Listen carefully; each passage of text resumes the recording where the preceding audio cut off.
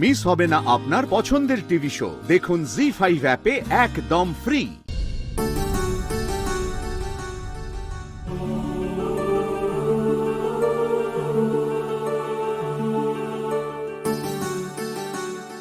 আমি অনেক দূরে চলে যাব।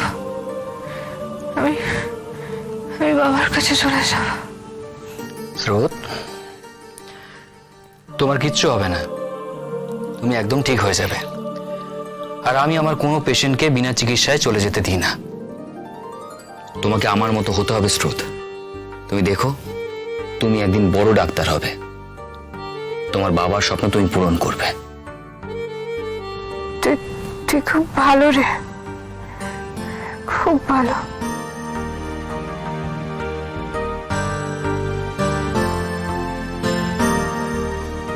তুমিও খুব ভালো স্রোত, একটু জেদি, একটু একটু ঝগড়ুটে, কিন্তু মনটা খুব ভালো। আমি জানি তুমি আলাদা, সব মেয়ের থেকে আলাদা।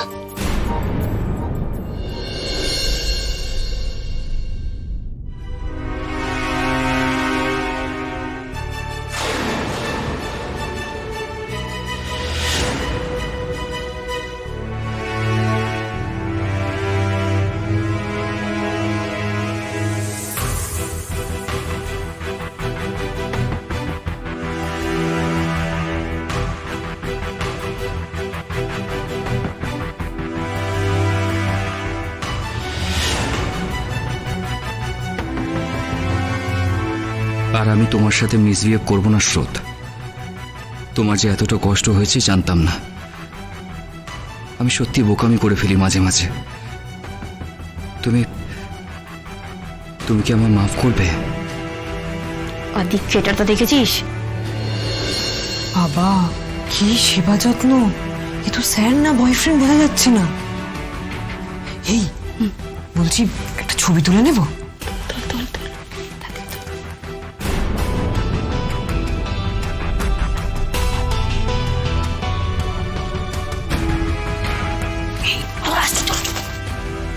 জলপট্টিটা উপকার হয়েছে মনে হয়, জ্বরটা এবার নেমে যাবে।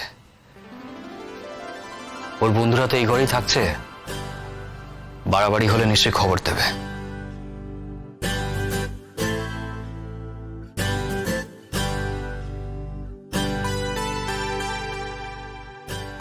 আর বলিস না, এই দেখো ও তো এখনো শুয়ে আছে। কি রে স্রোত, ডিনার করবি না? এই জ্বরটা কেন? হ্যাঁ হ্যাঁ হ্যাঁ হ্যাঁ, জ্বরটা দেখছি। এ বাবা, জ্বরে তো একেবারে গা পুড়ে যাচ্ছে রে, উঠতে পারবে বলে তো মনে হয় না। থ্যাংক ইউ কিঞ্জন, জলপট্টিটা দিয়ে দেওয়ার জন্য। আমি তুই তো দিয়েছিলিস নাকি জল? না, আমি তো তোদের সাথেই ছিলাম, নিচে তো খাচ্ছিলাম। আমি জলপট্টি কখন দিলাম? মানে আমাদের স্মিতা বৌদির ছেলে অনির্বাণ। আমরা আর কজন অনির্বাণকে চিনি মা? ওকে তো আমরা সবাই চিনি। ইভেন দোলের দিনই তো ওর সঙ্গে আমাদের সবার দেখা হলো।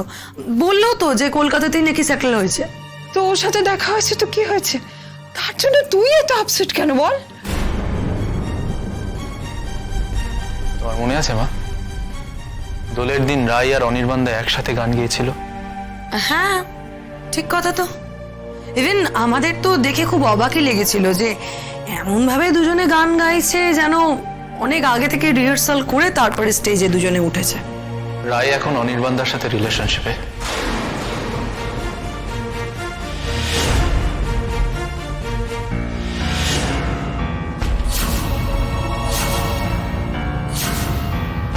সূর্য, কি বলছো তুমি?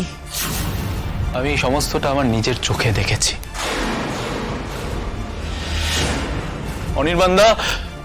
অনির্বাণদা রায়কে ওর বাড়ি অব্দি ড্রপ করতে এসেছিল। ফিজিক্যালি কি ক্লোজ ওরা, কি সুন্দর হাসাহাসি করছিল। যেন মনে হচ্ছিল ওরা একে অপরকে ছাড়া আর কিচ্ছু চেনে না, কিচ্ছু জানে না।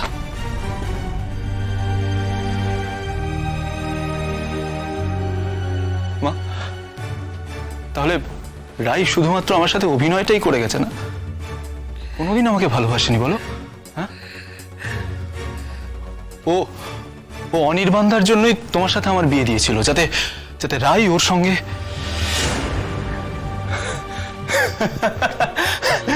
মা, এরা সবাই আমার সাথে খেলা করেছে, বুঝলে তো? রাই খেলেছে, নীলু খেলেছে, আমি আসলে খেলার পুতুল হয়ে গেছি। খেলার পুতুল, আমি খেলার পুতুল হয়ে গেছি। চুপ কর বাবা, চুপ কর, চুপ কর, চুপ কর বাবা।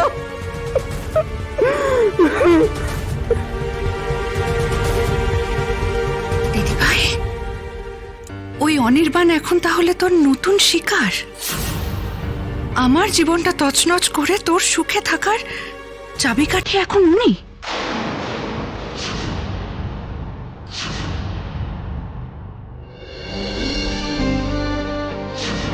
আমি আপনাদের সবাইকে জানিয়ে গেলাম, আমি নীলুর সঙ্গে আর সংসার করতে পারবো না।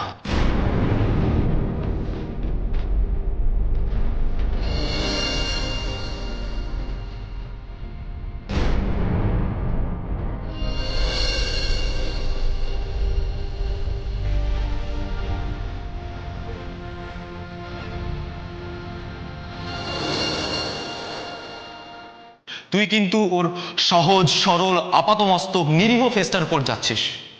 এই ফেসটাই আমাকে একটা সময় প্রচুর নাচিয়েছে।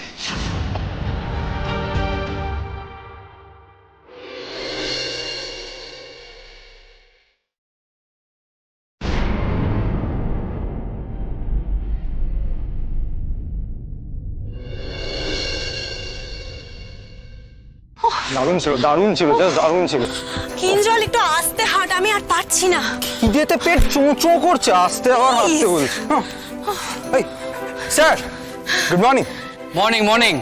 তোমরা হাঁটতে পেরেছিলে? হ্যাঁ স্যার, আসলে গ্রামের লোকজনরা বলছিল যে কাছেই একটা খুব সুন্দর লেক আছে, তাই আর কি আমরা ভোরবেলা ওটাকে দেখতে বেরিয়েছিলাম। হ্যাঁ স্যার, ভীষণ সুন্দর জায়গা, আর বেশি না ওই 2 কিলোমিটার দূরে, তাই না? হ্যাঁ, ভালো করেছো, একদিকে হাঁটা হলো আর এখানে fresh air. Good job. Wait a minute, বলছি তোমার নাম আত্রেই না? হ্যাঁ স্যার। স্রোত কেমন আছে? ওর কাল রাতে খুব জ্বর হয়েছিল। হ্যাঁ, আসলে কাল রাতেই ওর জ্বরটা ছেড়ে গিয়েছিল। ও আমাদের সাথে আসার জন্য খুব জেদ করছিল, তাই ওকে আসতে বারণ করলাম। গুড। স্যার, আপনি কি ওকে স্যার? আরে ইডিয়েট, চলে গেছে চলে গেছে, চলে আয়। এই দাঁড়া দাঁড়া দাঁড়া, কি কেস বলতো? আমার মনে হয় কি কালকে রাতে তোর রূপ ধরে সার্থক স্যারই এসে স্রোতকে জলপট্টি দিয়ে গেছে, ওষুধও খাইয়ে গেছে।